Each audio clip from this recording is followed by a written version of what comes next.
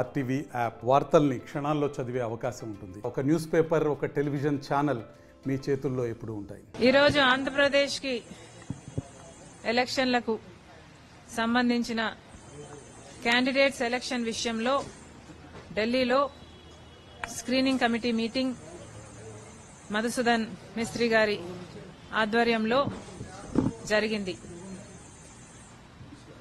చాలాసేపు, చాలా గంటల పాటు ఒక్కొక్క క్యాండిడేట్ గురించి డిస్కస్ చేయడం జరిగింది. కాంగ్రెస్ పార్టీకి వచ్చిన అప్లికేషన్లు దాదాపు 1500 అప్లికేషన్లు రావడం జరిగింది. కాంగ్రెస్ పార్టీ పుంజుకుంటుంది ఆంధ్రప్రదేశ్లో అని చెప్పడానికి ఇది ఒక ఉదాహరణ మాత్రమే, ఇది ఒక సైన్ మాత్రమే.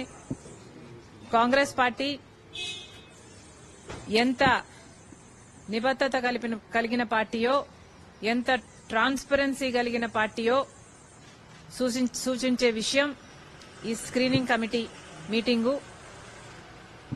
సభ్యులందరూ, కమిటీలో ఉన్న సభ్యులందరూ వాళ్ళ వాళ్ళ ఒపీనియన్లు చెప్పి ఏ క్యాండిడేట్ ని ఫైనల్ చేయాలి, ఏ క్యాండిడేట్ కి ఎక్కువ మంది అంగీకరిస్తున్నారు అన్న విషయాన్ని, కాంగ్రెస్ పార్టీ జాతీయ పార్టీ కాబట్టి, మోస్ట్ డెమోక్రటిక్ పార్టీ కాబట్టి ఈ పద్ధతి కాంగ్రెస్ పార్టీలో ఉంది. ఇది ఏ ఇతర పార్టీలో కూడా ఉంటుంది అని నేను అనుకోవటం లేదు, including BJP party.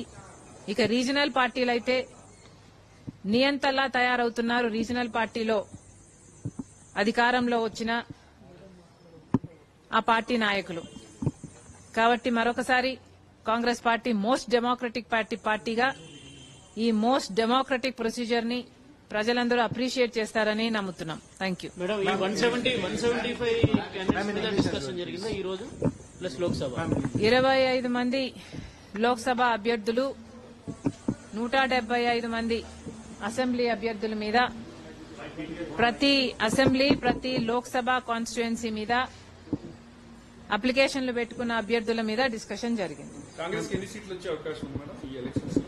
Congress party మొత్తం అన్ని 175 కాన్స్టిట్యుయెన్సీలలో పోటీ చేయడం జరుగుతుంది. గత ఎన్నికల్లో మాకొచ్చిన ఓట్ బ్యాంకు కేవలం 1.17% అయితే ఈసారి కాంగ్రెస్ పార్టీ డబుల్ డిజిట్ దాటుతుందని మేము గణనీయంగా అసెంబ్లీ సీట్లయితేనేమి, పార్లమెంట్ అయితేనేమి గట్టి పోటీ ఇవ్వగలమని, సీట్లు కూడా గెలవగలమని నమ్మకం కాంగ్రెస్ పార్టీకి ఉంది. కాంగ్రెస్ పార్టీ బలపడ్డానికి కాంగ్రెస్ పార్టీ నాయకులు మొత్తము సైనికులుగా పనిచేయాల్సిందే. కాంగ్రెస్ పార్టీ బలపడుతుంది అంటే ఏ ఒక్కరైనా, కాంగ్రెస్ పార్టీ ఏ ఒక్క కార్యకర్తనైనా, నాయకున్నైనా మీరు అడిగితే పార్టీ ఆదేశిస్తే ఎవరైనా పోటీ చేయడానికి సిద్దమనే అనాలి, అంటారు కూడా. ఎస్, లెఫ్ట్ పార్టీలను కూడా, సిపిఐ, సిపిఎం లాంటి పార్టీలను కూడా కలుపుకొని వాళ్లతో కూడా నెగోషియేషన్స్ జరుగుతున్నాయి. అందరం కలిసి పోటీ చేయాలన్న ఆలోచనలో ఉన్నాము. Yes, we're talking. Ruling party వ్యతిరేక ఓటు మాకే వస్తుందని టీడీపీ చెప్తుంది, భరోసా చెప్తుంది, మీరేమంటారు? ఈరోజు ఆంధ్రప్రదేశ్ రాష్ట్ర రాజకీయాలు చూసుకుంటే చిత్తశుద్ది ఉన్న ఏకైక పార్టీ కాంగ్రెస్ పార్టీ. మొదటి నుంచి కాంగ్రెస్ పార్టీ మాత్రమే స్పెషల్ స్టేటస్ కోసమైనా, స్టేట్ రీఆర్గనైజేషన్ యాక్ట్ లోని అన్ని అంశాల మీద పోరాటం చేస్తున్న ఏకైక పార్టీ కాంగ్రెస్ పార్టీ. మొదటి 5 సంవత్సరాలు తెలుగుదేశం, చంద్రబాబు గారు అధికారంలోకి వస్తే నేను అన్ని అమలు చేపిస్తాను, నాకు ఎక్స్పీరియన్స్ ఉంది అని చెప్పిన చంద్రబాబు గారు, ఆయన ఎక్స్పీరియన్స్ దేనికి పనికొచ్చిందో ఇప్పుడు సమాధానం చెప్పాలి. కనీసం రాజధాని కట్టుకోవడానికి కూడా పనికిరాలేదు చంద్రబాబు గారి ఎక్స్పీరియన్స్.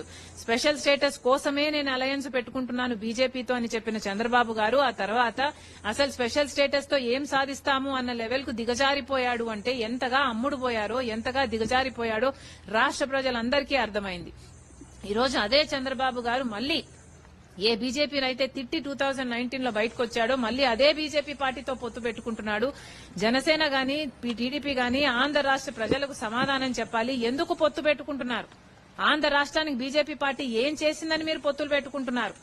మన రాష్ట్రానికి స్పెషల్ స్టేటస్ 10 సంవత్సరాలు ఇస్తానని మోడీ గారు చెప్తే 1 సంవత్సరం కూడా 10 ఏళ్లలో కనీసం మనకు ఒకసారి కూడా ఆలోచన చేయలేదు. మనకు స్పెషల్ స్టేటస్ ఇయ్యలేదు. ఆంధ్ర రాష్ట్ర ప్రజలకు వెన్నుపోటు పొడిచిన మోడీ గారికి ఎందుకు మద్దతు ఇస్తున్నారు, ఎందుకు అలయన్స్ పెట్టుకున్నారు, పోలవరం కట్టని మోడీ గారికి, రాజధాని ఇవ్వని మోడీ గారికి, అసలు మన స్టేట్ రీఆర్గనైజేషన్ యాక్ట్ లో ఇన్ని హక్కులుంటే ఒక్క ప్రామిస్ కూడా నెరవేర్చని మోడీ గారితో ఎందుకు పొత్తులు పెట్టుకుంటున్నారు? ఆంధ్ర రాష్ట్రానికి మీరు ఎలా మేలు చేసిన వారు అవుతారు?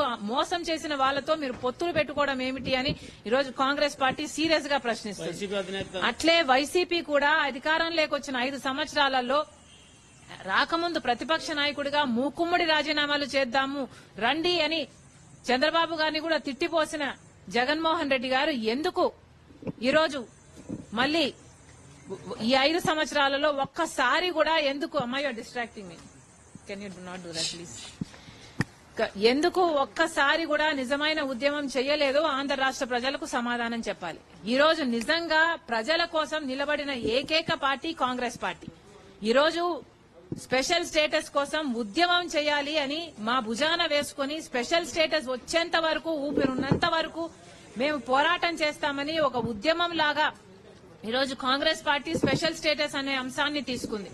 అలాగే పోలవరం అయితేనేమి, రాజధాని అయితేనేమి, ఇలాంటి అన్ని అంశాలను నెరవేర్చుకునేంత వరకు కాంగ్రెస్ పార్టీ నిలబడుతుంది.